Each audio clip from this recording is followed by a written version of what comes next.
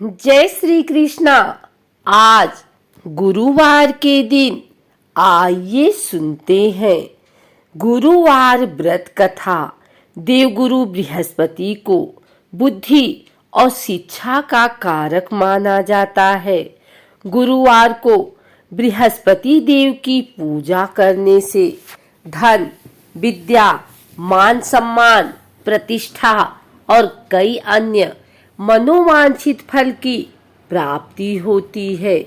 धार्मिक ग्रंथों के अनुसार गुरुवार को भगवान बृहस्पति की पूजा का विधान है। गुरुवार के दिन व्रत और कथा सुनने से घर परिवार में सुख समृद्धि बनी रहती है।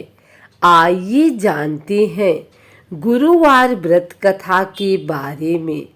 कथा के अनुसार प्राचीन काल की बात है। किसी राज्य में एक बड़ा प्रतापी और दानी राजा राज्य करता था। वह हर गुरुवार को व्रत रखकर दीन दुखियों की मदद करके पुण्य प्राप्त करता था। परंतु ये बात उसकी रानी को अच्छी नहीं लगती थी। वह न तो व्रत करती थी और न ही दान पुण्य में विश्वास रखती थी। इतना ही नहीं, वह राजा को भी ऐसा करने से मना करती थी। एक समय की बात है, राजा शिकार खेलने के लिए बन गए। घर पर रानी और दासी थी। उसी समय गुरु बृहस्पति देव साधु का रूप धारण कर राजा के दरवाजे पर भिक्षा मांगने आए।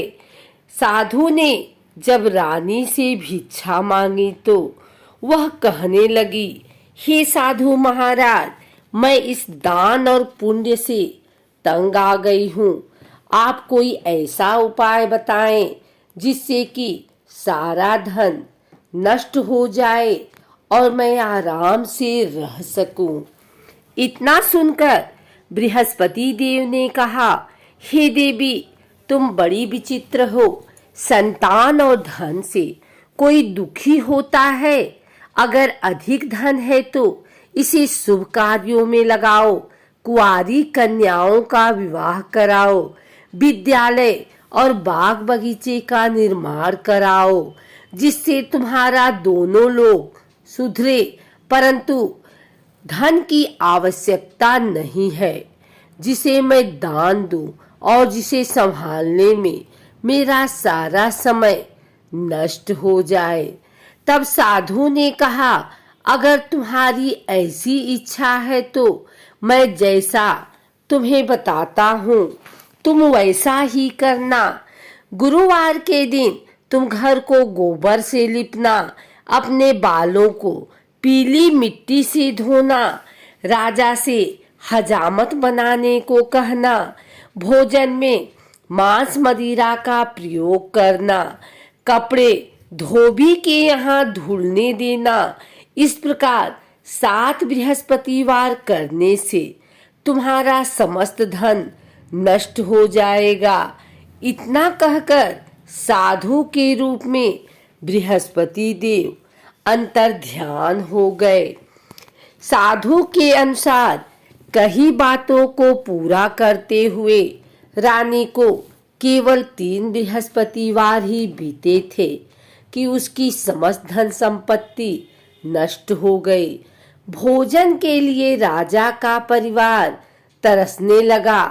तब एक दिन राजा ने रानी से बोला कि हे रानी, तुम यहीं रहो, मैं दूसरे देश को जाता हूँ, क्योंकि यहाँ पर सभी लोग मुझे जानते हैं, इसलिए मैं कोई छोटा कार्य नहीं कर सकता। ऐसा कहकर राजा दूसरे देश चला गया। वहाँ वह जंगल से लकड़ी काट कर लाता और शहर में बेचता। इस तरह वह अपना जीवन व्यतीत करने लगा। इधर राजा के परदेश जाते ही रानी और दासी दुखी रहने लगी।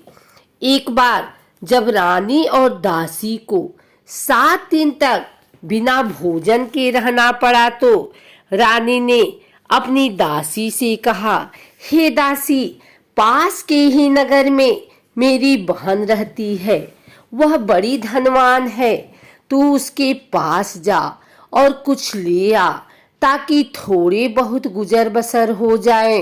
दासी रानी की बहन के पास गई। उस दिन गुरुवार था और रानी की बहन उस समय बृहस्पतिवार व्रत कथा सुन रही थी। दासी ने रानी की बहन को अपनी रानी का संदेश दिया, लेकिन रानी की बड़ी बहन ने कोई उत्तर नहीं दिया।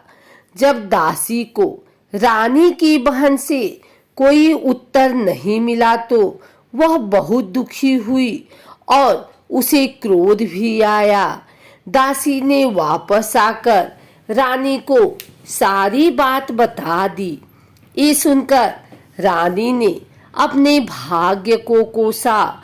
उधर रानी की बहन ने सोचा कि मेरी बहन की दासी आई थी, परंतु मैं उससे नहीं बोली, इससे वह बहुत दुखी हुई होगी।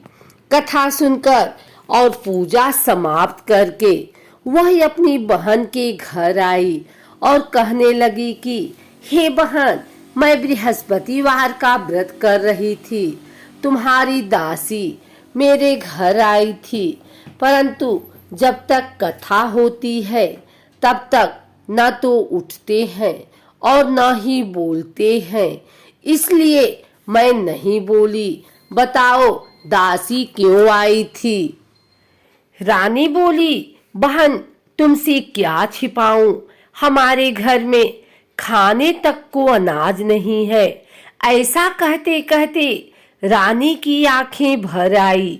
उसने दासी समेत पिछले 7 दिनों से भूखे रहने की पूरी बात बता दी अपनी बहन से। रानी की बहन बोली, देखो बहन, भगवान बृहस्पति देव सबकी मनोकामना को पूर्ण करते हैं। देखो, शायद तुम्हारे घर में अनाज रखा हो। पहले तो रानी को विश्वास नहीं हुआ, पर बहन के आग्रह करने पर अपनी दासी को अंदर भेजा तो उसे सचमुच अनाज से भरा एक घड़ा मिल गया। ये देखकर दासी को बड़ी हैरानी हुई।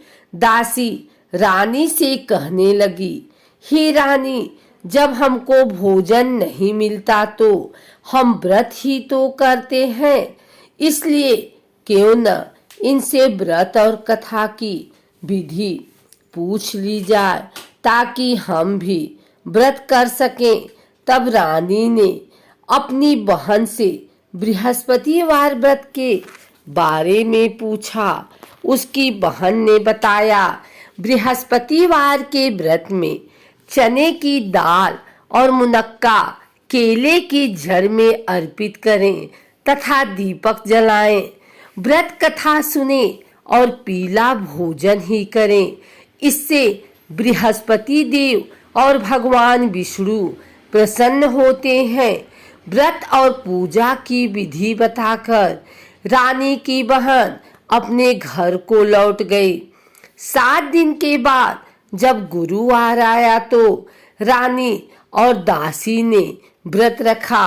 वह घुड़साल में जाकर चना और गुड़ लेकर आई, फिर उसे केले की जड़ तथा भगवान विष्णु की पूजा की। अब पीला भोजन की चिंता लेकर दोनों बहुत दुखी हुई। चूंकि उन्होंने व्रत रखा था, इसलिए बृहस्पति देव उनसे प्रसन्न थे। वह एक साधारण व्यक्ति का रूप धारण कर 2 थालों में पीला भोजन दासी को दे गए। भोजन पाकर दासी प्रसन्न हुई और फिर रानी के साथ मिलकर भोजन ग्रहण किया। उसके बाद सभी गुरुवार को व्रत और पूजा करने लगी। बृहस्पति देव की कृपा से उनके पास फिर से धन संपत्ति आ गई, परंतु रानी फिर से पहले की तरह आलस्य करने लगी। तब दासी बोली, देखो रानी, तुम पहले भी इस प्रकार आलस्य करती थी। तुम्हें धन रखने में कष्ट होता है, इस कारण सभी धन नष्ट हो गया। और अब जब देव बृहस्पति की कृपा से धन मिला है तो तुम्हें फिर से आलस्य होने लगा है।